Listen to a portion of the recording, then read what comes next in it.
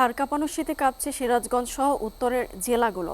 আকাশে কুয়াশার আধিক্য তেমন না থাকলেও হাড় কাঁপানো হিমেল হয় বেড়েছে শীতের দাপট। দর্শক, এ বিষয়ে আরো খবর জানাতে সরাসরি যুক্ত হচ্ছেন সহকর্মী রহমত আলী। রহমত, তীব্র শীত নিয়ে কি বলছে স্থানীয় আবহাওয়া অফিস, জানাবেন।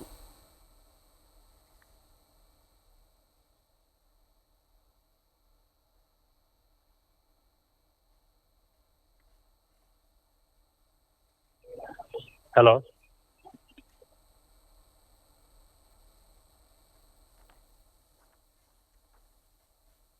গত 10 দিনের যে তীব্র শৈত্যপ্রবাহ বয়ে যাচ্ছিল, তারপরে কিন্তু গত 2-3 দিন কিন্তু সূর্যের দেখা মিলছে এবং এর ফলে কিন্তু প্রতিনিয়তই দিনের বেলায় তাপমাত্রা বৃদ্ধি পাচ্ছে এবং জনজীবনে একটু স্বস্তি ফিরে এসেছে।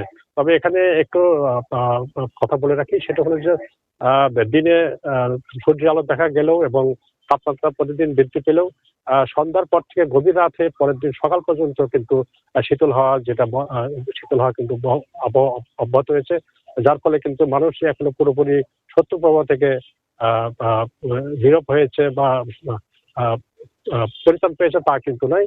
এবং গত কয়েকদিনের শৈত্যপ্রবাহের পাশাপাশি এখন যে রাত্রে যে শীতল হাওয়া প্রবাহ হচ্ছে, এর ফলে কিন্তু শীতজনিত যে রোগী, সেই রোগীর সংখ্যা কিন্তু বাড়ছে। আমাদের জেলার 500 শয্যা বিশিষ্ট হাসপাতাল, 250 শয্যা বিশিষ্ট সদর হাসপাতাল এবং উপজেলা হাসপাতালগুলোতে কিন্তু প্রতিদিনই ঠান্ডাজনিত রোগীর সংখ্যা বাড়ছে।